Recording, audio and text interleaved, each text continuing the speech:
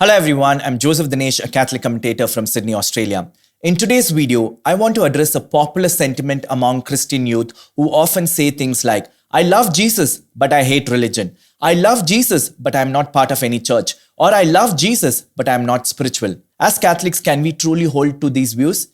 Can we embark on our spiritual journey apart from the church?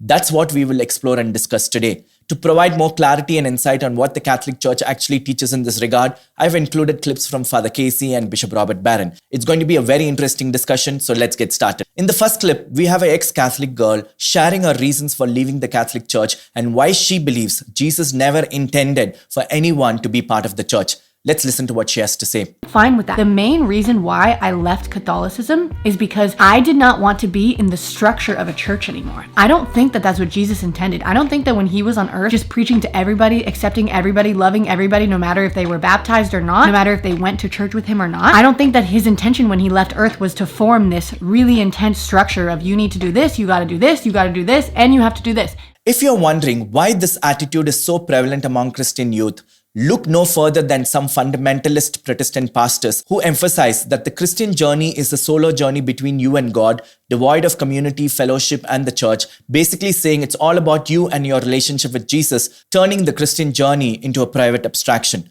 A good example of this is in the upcoming clip. Let's listen. I love Jesus, but I don't love religion. Well, I hate religion. I always say, well, me too. And they're like, wait, you're a pastor. You hate your job? And I'm like, no, I just hate religion. And that confuses so many people because so many people think religion and relationship are the same thing. But they're not the same thing. In fact, religion was created by man to try to get to God. Jesus created relationship because he knew that you couldn't do anything to get to him. I'm not a religious person. I am a person that is in love with Jesus. So the obvious question is, can a Christian live his or her life solely focused on their relationship with God without being concerned about being part of a Christian church? Well, let's listen to what Father Casey has to say. Here, I'm equating being part of a church with being part of a religion to avoid confusion.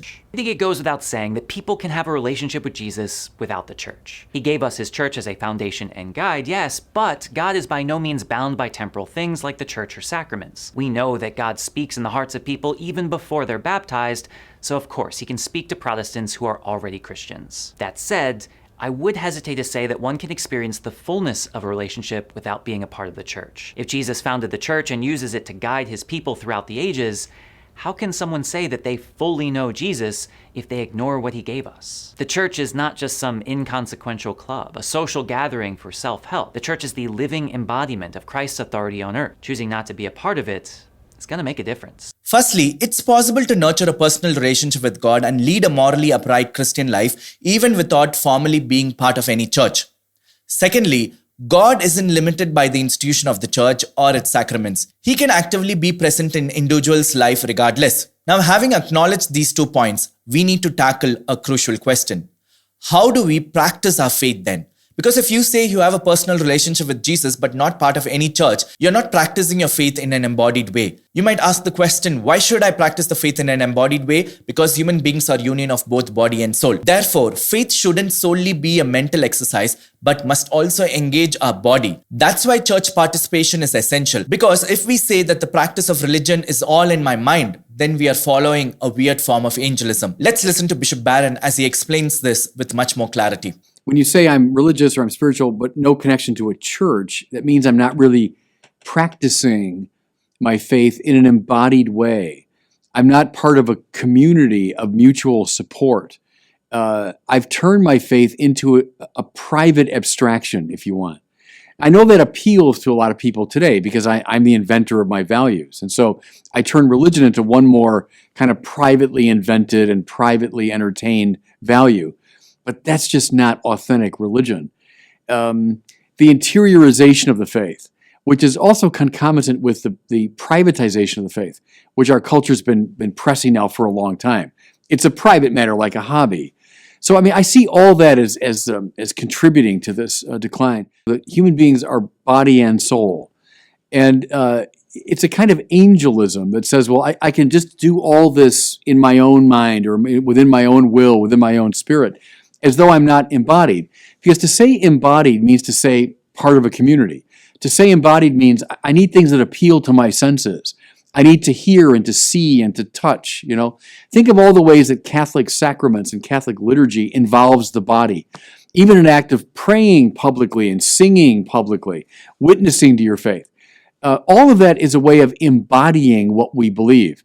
If you divorce church completely from, you know, faith or religion or spirituality, you're adopting a sort of weird angelism. To claim that you're living your Christian life in an embodied manner implies that you're involving your body, mind, and soul. So as Catholics, you can't say that you're going to engage only your body through social service, nor can you say that you're engaging only your mind through intellectual assent. Which is why being part of a church is integral to living your faith in an embodied way, because it engages both your body and your soul. So the answer to the question, can I live my Christian life without being part of any church? Well, it's an absolute no. If you do, you will be engaging in a weird form of angelism or some kind of social activism.